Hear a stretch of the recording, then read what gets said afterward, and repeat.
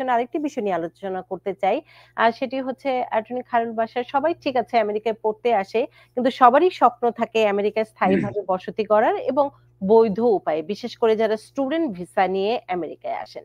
তো সেক্ষেত্রে আমি একটু জানতে চাই, স্টুডেন্ট ভিসা নিয়ে যারা আমেরিকায় আসেন তাদের কোন কোন উপায়ে কিংবা কোন কোন মাধ্যমে আমেরিকার গ্রিন কার্ড কিংবা আমেরিকার নাগরিকত্ব লাভ করতে পারেন? ধন্যবাদ। খুবই অনেক প্রশ্ন এটা নিয়ে আমরা অনেক ডেলি কল পাই এই বিষয়ে, অনেক স্টুডেন্টরা আমাদের কল করে। So it's very good question. যারা আসে আমি বলি প্রথমে আমরা অ্যাডভাইস করি স্টুডেন্ট যারা আসে EB3 আনস্কিল ট্রাই করার জন্য। EB3 আনস্কিলে যদি কোনো এমপ্লয়ার তাকে স্পন্সর করে, বিগিনিং এ ফার্স্ট সেমিস্টারে যদি শুরু করে, if someone come with bachelor জন্য করার যদি আসে, আর কারণে এটা যখন এখন অ্যাপ্লাই করার পর থেকে অলমোস্ট 4 ইয়ার্স লাগে। তার যখন ব্যাচেলার হবে এর মধ্যে কনফার্ম তার প্রায়োরিটি রেট কারেন্ট হয়ে যায়, তাহলে আনস্কিলে সে গ্রিন কার্ড নিয়ে 1 বছর কাজ করলে, সরি ওয়ার্ক পারমিট নিয়ে 1 বছর যখন কাজ করবে আনস্কিল EB3-তে, 1 বছর কাজ করার পরে তার গ্রিন কার্ড নিয়ে he can quit the job and green কার্ডটা তার পার্মানেন্ট হয়ে গেল। এটা একটা রাউট। সেকেন্ড রাউট হচ্ছে আপনার H1B। তো H1B-তে আপনার ব্যাচেলার করলে it takes a little bit harder, but যারা মাস্টার্স এন্ড PhD তাদের এডিশনাল 20,000 অ্যাপ্লিকেন্ট এডিশনাল থাকে, তাদের জন্য তাদের এক্সট্রা প্রায়োরিটি থাকে। তো H1B-টা প্রসেসটা আপনাকে ডিটেল যদি আমি বলতে চাই, তাও একটা স্পন্সর লাগবে। After completing bachelor or masters or PhD, যদি জব পাই OPT পাওয়ার পর ওদের 90 ডেজ, আপনার 90 ডেজ এর পরে যদি কোম্পানি তাদের স্পন্সর করে আন্ডার H1B, এবং H1B এর আন্ডারে তারা গ্রিন কার্ড পেতে পারে, এবং এই H1B-তে 6 ইয়ার্স তারা অনায়াসে কাজ করতে পারে, এবং উইদিন 6 ইয়ার যদি কোম্পানি গ্রিন কার্ডের জন্য অ্যাপ্লাই করে, then they get green card. Green card পাওয়ার পরে 5 বছর যাওয়ার পরে সিটিজেন হয়। আমি একটা এক্সাম্পল দিই। আমার ভাতিজা, ভাইয়ের ছেলে, সে আসছিল 2012-এ মাস্টার্স করার জন্য। করার পরে তার H1B হয়, গ্রিন কার্ড হয়। গ্রিন কার্ড হয়ে এই যে নভেম্বর 26 গত 4 দিন আগে সিটিজেন হয়ে গেল আমার নিজের ফ্যামিলিতে। সো মাস্টার্স করলো, মাস্টার্স করে চাকরি হয়, চাকরি হয়ে গ্রিন কার্ড হয়, এবং এই how many years, almost 10 years, 10 to 11 years লাগবে টোটাল প্রসেস সিটিজেন হওয়ার জন্য, যদি স্পন্সর নিয়ে জব পায়। এটা একটা আপনার সেকেন্ড স্টেপ। তো এর বাইরে অনেকে ম্যারেজ বেসে যেতে পারে। F1 স্ট্যাটাস সিঙ্গেল যারা হয়, ইফ সিটিজেনকে যদি বিয়ে করে ওটাতে যেতে পারে। আবার যারা এক্সট্রাঅর্ডিনারি এবিলিটি EB2 NIW, আপনারা ওটা বোধহয় নিশ্চয় জানেন, আমি আরেকদিন বলেছিলাম, যারা মাস্টার্স করে এবং PhD করার পরে কোনো থিসিস যদি থাকে এবং ওই ফিল্ডে যদি তার এক্সট্রাঅর্ডিনারি এবিলিটি থাকে, ওটার আন্ডারে EB2 NIW এর আন্ডারে আপনি গ্রিন কার্ড পেতে পারেন, এবং সাবসিকুয়েন্টলি সিটিজেনশিপ। সো এই 4টা রাউট আমার মনে হয় এফেক্টিভ ফর স্টুডেন্ট যারা F1 যারা আসবে, তারা যদি গোল নিয়ে কাজ করে, তাহলে অবশ্যই একটা না একটা ব্যবস্থা তাদের পেয়ে যেতে পারে। দুটো বিষয় আছে এক্ষেত্রে। আমি প্রথম বিষয়টি আগে শেষ করি, যেহেতু আপনি বলছেন যারা মূলত পড়াশোনাটি শেষ করবেন তারা কিভাবে বৈধতার পথটি তৈরি করবেন। আরেকটি গ্রুপ আছে যারা পড়াশোনাটি হয়তো শেষ করতে পারেনি। সেই প্রসঙ্গে যাওয়ার আগেই আমি আপনি যে প্রসঙ্গ নিয়ে উত্তর দিলেন সেখানে আমি একটু জানতে চাই, স্টুডেন্ট ভিসার সাধারণত নির্ধারিত একটু সময় থাকে, তো অনেকেরই এই বিষয়টি কনফিউজিং থাকে যে আমি আসলে কখন থেকে প্রক্রিয়াটি শুরু করব। আপনি যেমন বলছিলেন আনস্কিলড এর ক্ষেত্রে আপনি একদম প্রথম সেমিস্টার থেকেই আপনি ট্রাই করার, এই সময়ের বিষয়টি আমি একটু জানতে চাই।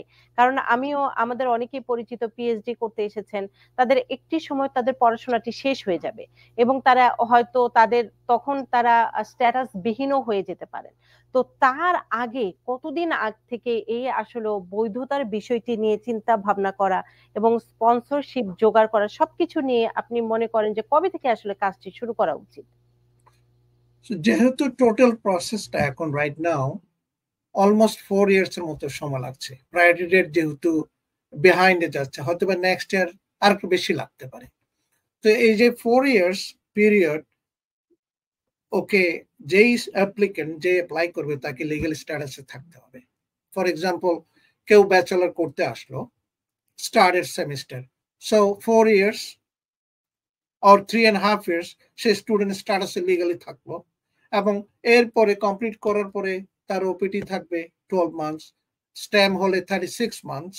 তো এর মধ্যে যদি লিগাল স্ট্যাটাসটা মেনটেন করে ওই প্রায়োরিটি রেট যখন কারেন্ট হবে তখন সে অ্যাভেল করতে পারবে তার আনস্কিল গ্রিন কার্ডের প্রায়োরিটি রেটটা। এখন প্রশ্ন হচ্ছে যারা মাস্টার্স করতে আসে তাদের তো আপনার 2 years বা 1.5 years, তখন কি করবে? তখন আপনার ওপিটি অ্যাপ্লাই করবে। ওপিটি যদি স্ট্যাম্প হয় 36 months, যদি জব থাকে, না থাকলে আরেকটা প্রোগ্রামে আমরা বলি you can go for another program, আরেকটা মাস্টার্সে এডমিশন নিতে হবে, নিয়ে স্ট্যাটাসটা মেনটেন করতে হবে। ওইটা আপনি EB3 আনস্কিল যতক্ষণ পর্যন্ত আপনি গ্রিন কার্ড বা 485 এর জন্য অ্যাপ্লাই না করবেন ততদিন পর্যন্ত আপনাকে লিগ্যাল স্ট্যাটাসে থাকতে হবে। তো legal status F1 OPT and F1 again, অনেকে ডাবল মাস্টার্স করে আসছে স্ট্যাটাস মেনটেন করার জন্য। তো আমরা যখন আসছিলাম আমাদের ফ্রেন্ড সার্কেলে ডাবল মাস্টার্স করে ওপিটি মেনটেন করে পায়নি চাকরি, সেকেন্ড মাস্টার্স করে দেন তারা H1B তে এখন সিটিজেন লিগ্যাল আমেরিকাতে আছে। তো এইটা একটা প্রসেস, এভাবে করতে হবে আর কি। তার মানে আমি যদি একটু জানতে চাই যে এই তথ্যগুলো আমরা জানি, তারপরে দর্শকদের একটু আপনার মাধ্যমেই জানাতে চাই যে স্ট্যাটাস বিহীন একদিনও থাকা যাবে না। যদি আপনি বৈধতার বিষয়টি নিশ্চিত করতে চান, এক্ষেত্রে আপনি ছোট্ট করে যদি একটু টিপস দিতেন। স্ট্যাটাস বিহীন থাকলে আপনি অ্যাডজাস্ট চেঞ্জ করতে পারবেন না, আপনি you can't change the status. So একদিন না, আপনার 30 days তো থাকে পিরিয়ড, অনেক ইয়েতে থাকে 90 days।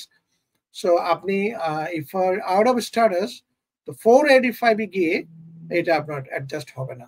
এখানে আরেকটা এক্সাম্পল আমি দেই, রিসেন্টলি অনেকেরই রং ইনফরমেশন, অনেকে অ্যাসাইলাম ফাইল করে আসার পরে উইদিন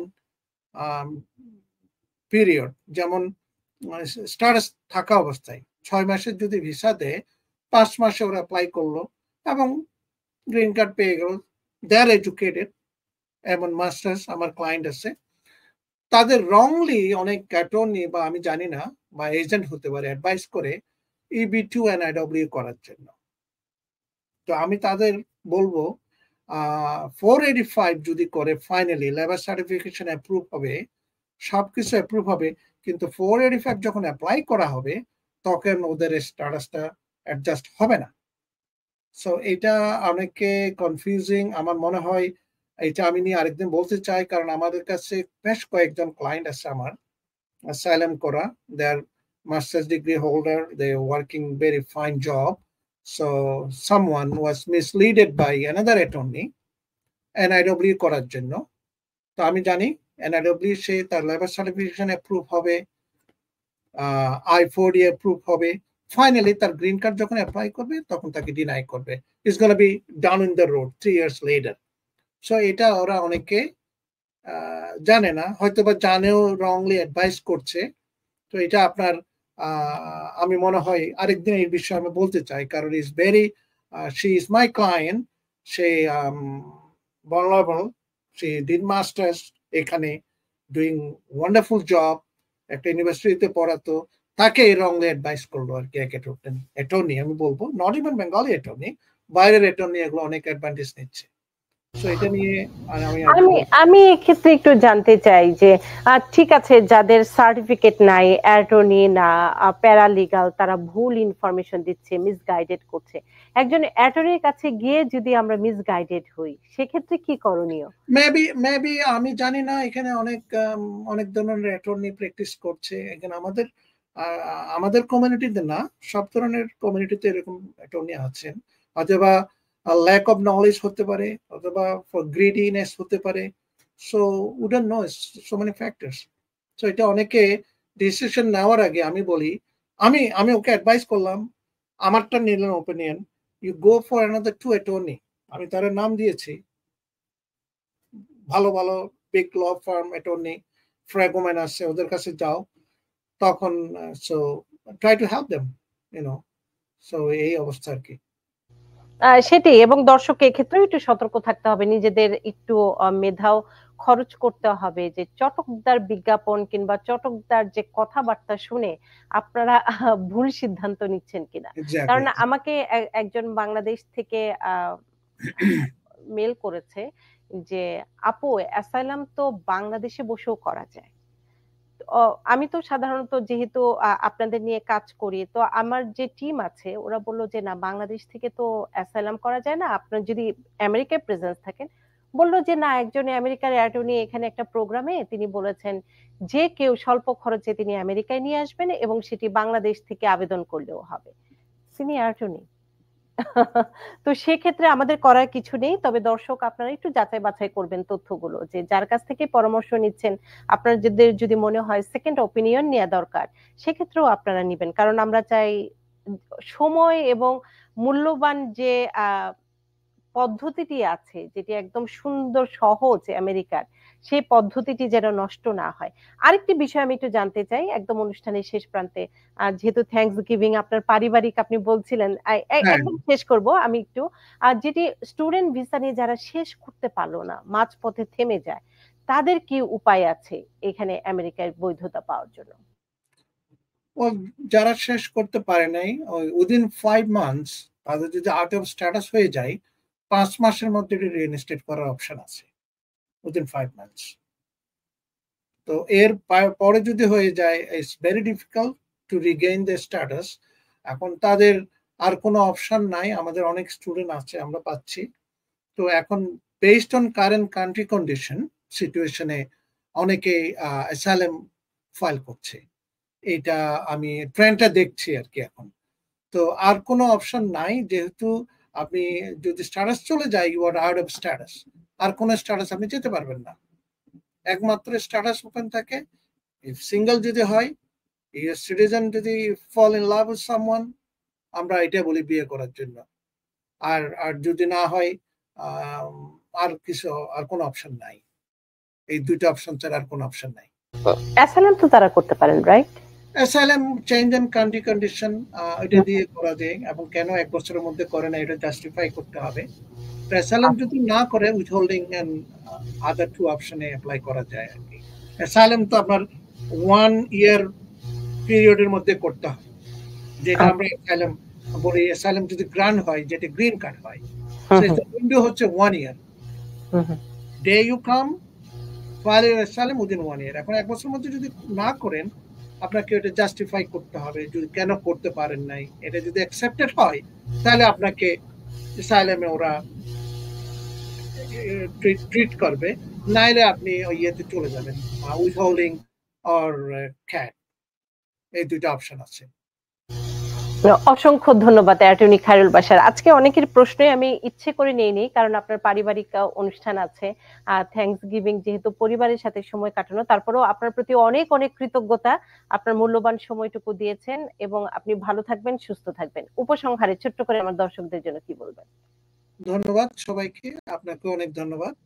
আর থ্যাঙ্কস গিভিং এর শুভেচ্ছা আপনার প্রতি, আপনার দর্শকদের প্রতি, ভিউয়ার্সদের প্রতি। তবে এটাই, সবার সুস্থ স্বাস্থ্য কামনা করি। এই আর কি বলবো আজকে, এটুকুই। আপনি আপনি ভালো থাকবেন, সুস্থ থাকবেন। দেখা হবে আগামীতেও। আমরা বিভিন্ন বিষয় নিয়ে কথা বলবো অ্যাটর্নি খায়রুল বাশারের সাথে, এবং একই সাথে দর্শক আপনাদের প্রতি অনেক অনেক ধন্যবাদ এবং কৃতজ্ঞতা, যারা ভালোবাসা নিয়ে আমার এই অনুষ্ঠানের সাথে আছেন, যুক্ত আছেন। যেহেতু থ্যাঙ্কস গিভিং মানেই হচ্ছে এই উৎসবের সময়টিতে আমরা একে অপরের প্রতি ধন্যবাদ এবং কৃতজ্ঞতা জানাই। তাদের সাথে একই সাথে পথ চলা, সেটি শিক্ষক হতে পারে, কলিগ হতে পারে, কিংবা এই যে আমার দর্শক যারা আমার সাথে সব সময় থাকেন, তারা হতে পারেন। তাদের প্রতি অনেক অনেক ধন্যবাদ এবং কৃতজ্ঞতা। আপনাদের ভালোবাসা নিয়েই এগিয়ে যাচ্ছে দ্য নূপুর চৌধুরী শো। আজকে এই পর্যন্তই। দেখা হবে আগামী শুক্রবার ঠিক একই সময়ে নতুন বিষয় নিয়ে এবং নতুন অতিথিকে নিয়ে। এবং আপনারাও যদি কোনো অতিথিকে দেখতে চান কিংবা কোনো বিষয় নিয়ে আলোচনা করতে চান, আপনারাও জানাতে পারেন। তবে দিন শেষে আমি সবসময় তথ্যমূলক অনুষ্ঠান থেকে একটি কথাই, একটি অনুরোধই আপনাদের কাছে করতে চাই। আপনারা কার কাছ থেকে উপদেশ নিচ্ছেন, তিনি সার্টিফিকেট ধারী কিনা, এবং তিনি যে উপদেশটি দিচ্ছেন সেটি কি তার চটকদারি বিজ্ঞাপন কিনা, মার্কেটিং কিনা, তিনি কি তার